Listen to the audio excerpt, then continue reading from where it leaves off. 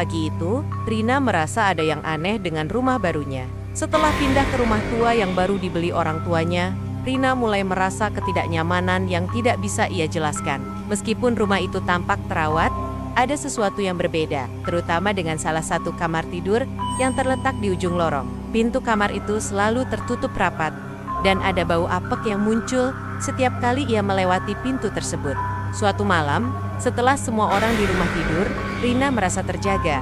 Jam sudah menunjukkan pukul 2 dini hari, dan ia mendengar suara langkah kaki halus yang bergerak pelan di luar kamarnya. Ia berpikir itu hanya suara angin, atau mungkin salah satu dari keluarganya yang berjalan di tengah malam. Namun langkah itu semakin mendekat. Dengan hati yang berdebar, Rina bangkit dari tempat tidurnya dan membuka pintu. Tapi tidak ada siapa-siapa, hanya lorong gelap yang menyelimuti seluruh rumah. Suara langkah kaki itu berhenti begitu ia membuka pintu, dan semuanya terasa sangat sunyi. Rina mencoba untuk menenangkan dirinya dan kembali tidur. Namun matanya tak bisa lepas dari pintu kamar di ujung lorong itu. Pintu yang selalu tertutup rapat. Keinginan untuk tahu membuatnya nekat. Perlahan, ia melangkah menuju kamar itu.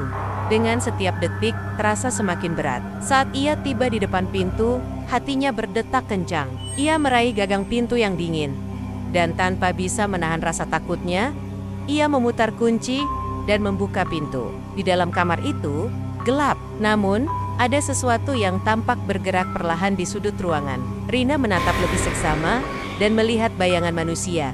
Sosok yang tampak seperti seorang wanita dengan rambut panjang yang terurai. Namun, yang membuat darahnya membeku adalah kenyataan bahwa wajah sosok itu tidak terlihat. Hanya sebuah kegelapan yang menyelubungi bagian wajahnya. Rina berteriak, namun suara itu seolah tertelan oleh udara. Bayangan itu bergerak lebih dekat, semakin mendekatkan tubuhnya kepada Rina.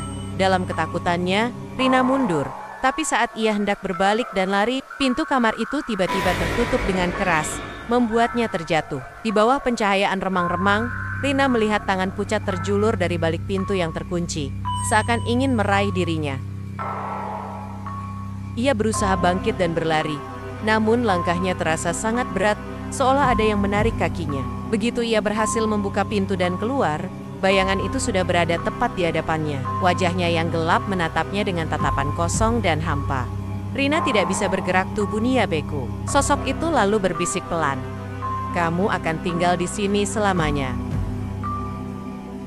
Saat Rina terbangun, ia menemukan dirinya terbaring di tempat tidur, dengan napas yang terengah-engah. Namun, begitu ia menatap ke arah lorong, pintu kamar itu kini terbuka lebar. Ada jejak kaki basah yang mengarah ke arahnya, dan bau apek itu semakin kuat. Rina tahu, ia tidak lagi sendiri di rumah itu.